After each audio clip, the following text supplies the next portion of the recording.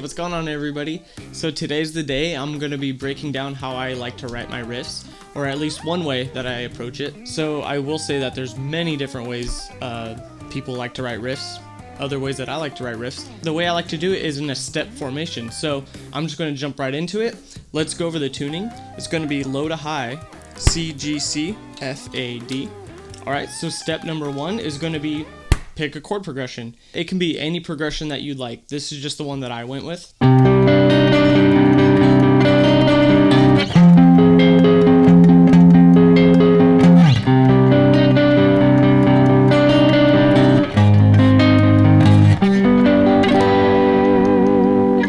So once you've picked a chord progression, this will be your general outline, or a guide, if you will. And this will help your riff make sense. So moving on to step two is going to be adding the groove to your riff. And what I mean by that is the general feel of how it's going to be rhythmically speaking. And one way that I like to approach it is kind of weird actually, but it's essentially I mouth out like a beat in between the chords. So here's an example of that.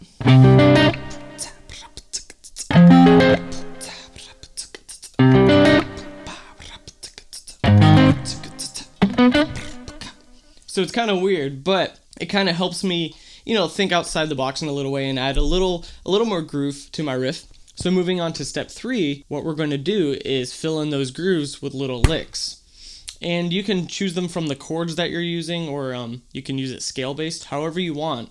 But you're following this progression, so it's actually pretty easy to figure out what notes you want to do. And now that you have the groove, you just combine them. And then this little fill right here is just descending a C minor scale. But I moved it all the way up here, so it looks a little more complex than it really is because you're moving up here.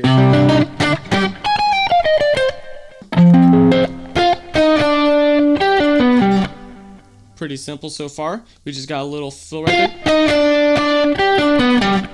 And then move down the arpeggio. But like I said, filling in those grooves. And then we're at the halfway point of the riff. Very similar to this little lick. It's almost like a little motif, if you will. And then we're going to finish off this riff. This is just an inverted version of this chord. And then the final part. And now that we have our little licks together, what we're going to do is move on to step four. And that's essentially just going to be adding nuances and flair to these licks, such as hammer-ons, pull-offs, slides, whammy bar tricks, rhythmic articulations. So let's see how that sounds.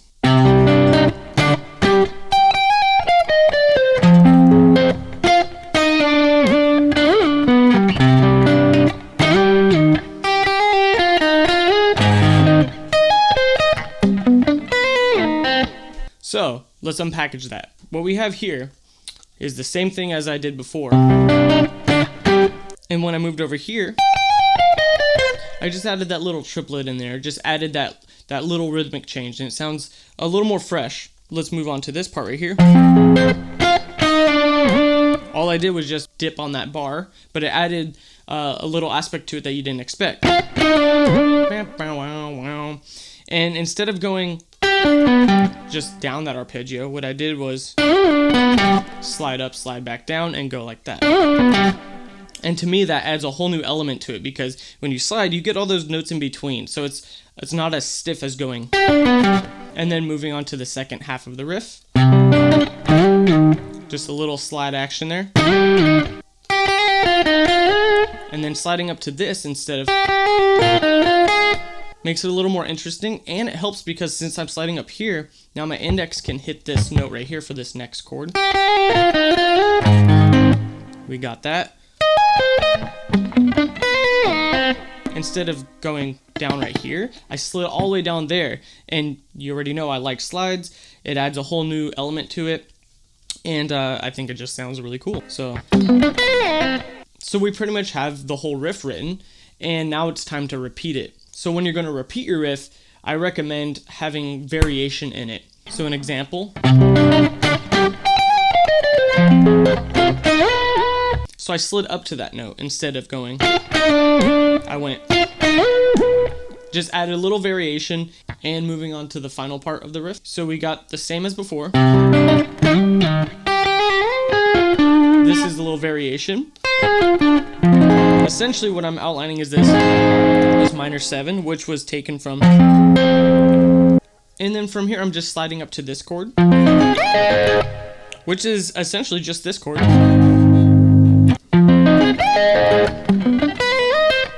And that is the same exact thing as this, but just an octave up. And altogether for the main riff we have.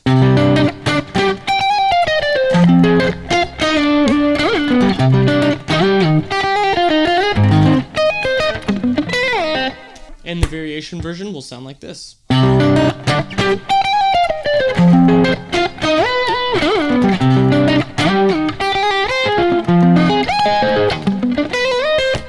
Yeah, so that's pretty much it. That's one way that I like to approach writing some riffs if I feel like I'm in a pinch or something. But if you have any questions, just drop them down below, and I hope this helped you guys. So yeah, I'll see you guys later.